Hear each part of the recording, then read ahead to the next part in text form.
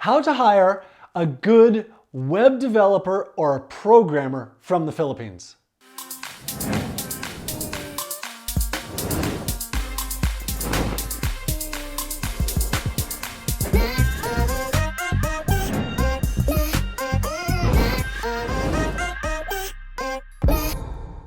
Hey, my name is John, and I am talking today about how to hire a really good developer or programmer or web person for you from the Philippines. So in my last video, I talked about the difference between a web developer and a programmer. And really the difference is, what are they working on? Are they working on front-end stuff like user interfacing stuff, which would be more of a web developer is the word that we're using today. Or are they working on back-end stuff that a customer never sees, like database interaction or custom software, whatever? That would be more of a programmer. Now, oftentimes the word developer gets used for both of them. I'm going to give you 7 steps today for how to hire a good web developer or a good programmer, and this process is going to be similar. So the first step is to decide what you're looking for. You have to know, you can't just go out and say, I need someone to build my website, and then say, I expect you to write custom software. That's not gonna work. So go watch my previous video about what's the difference. If you don't know exactly what you're looking for, go watch my past video. The first step is to figure out exactly the role that you're looking for. Maybe it's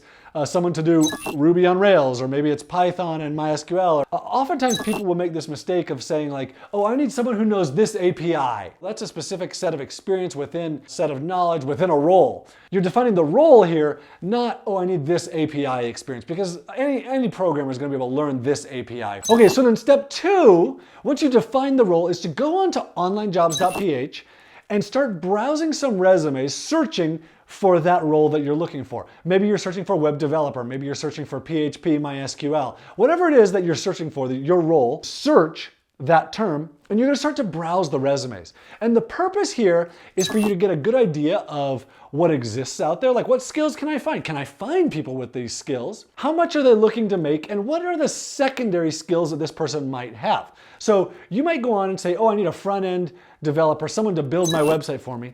And you're gonna find, oh, I found someone who knows HTML and CSS, and they also know some SEO, so that when they go to build it, they're gonna make it SEO friendly. Just so you know, OnlineJobs.ph has over 1 million profiles of Filipino workers, and they've put their profiles up there, basically uploaded their resumes, and you can search them and sort them and narrow it down and find really, really good people that you might be interested in hiring.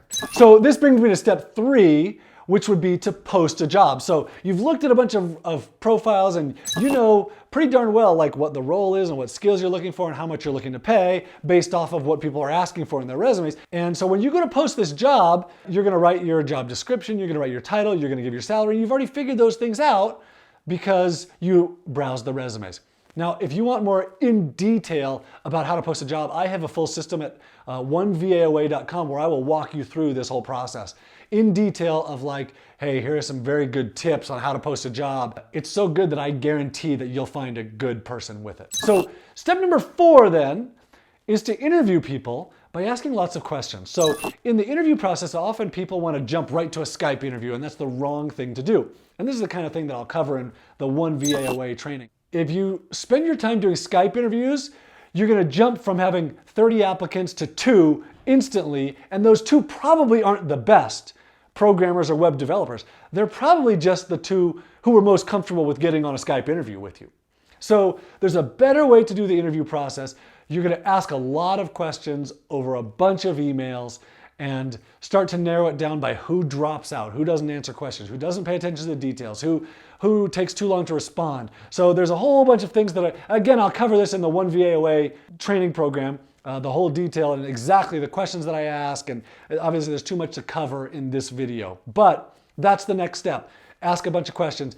At the end of your questions, once you've narrowed it down, like people have dropped themselves out of the process and you've dropped people out because they've answered wrong or whatever, then's the time to do the Skype interview. So step number 5 is to narrow it down from the final 3 or 4 or whatever with a test. So now you're gonna give people a test, and maybe this test is, if you're hiring a web designer, you're gonna ask them to design this specific page of your website. Other test options is take this Photoshop design and turn it into a HTML file. So PSD to HTML is a good one. Or you can say, make this responsive. Once you've done those two things, those are pretty good indicators of like how good a front end person is. If you have a friend that can look at the code, they're gonna see it's clean, it works well, and it loads quickly.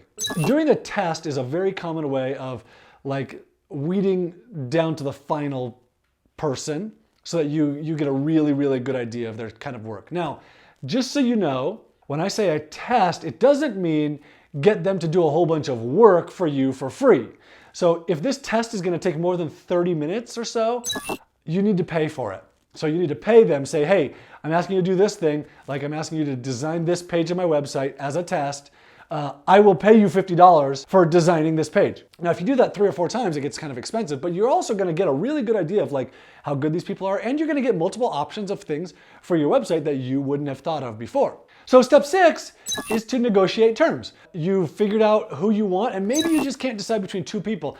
Once you start negotiating terms, like how much do you want to make? What hours are you going to work? How many hours a week are you going to work? Here's what I require. Stuff like that. You'll have a pretty dang good, like often that'll separate 2 people when you go to hire them. And I'm not saying that you want to hire the least expensive one or the one who wants the least paid time off, because that's not always the case. And especially when you're hiring a programmer, here's a really good piece of advice with programmers and web developers. But programmers, this is a really good indicator.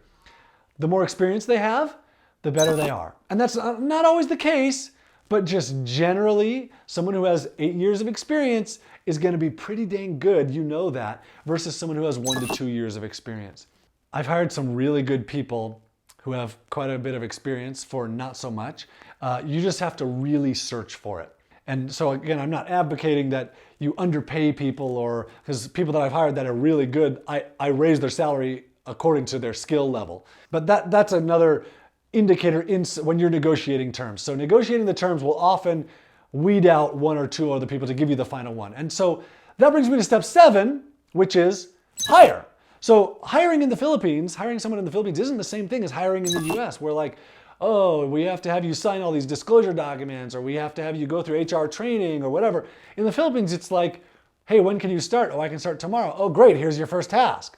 So you have negotiated your terms, and now it's like, hire, and they're there and ready to go. So my name is John Jonas, and I created OnlineJobs.ph, which is the largest marketplace for finding these workers in the Philippines. And they are amazing in the Philippines. There's so much talent you can get there. I often hear people say, well, I know I could hire like a general VA in the Philippines. What about a programmer?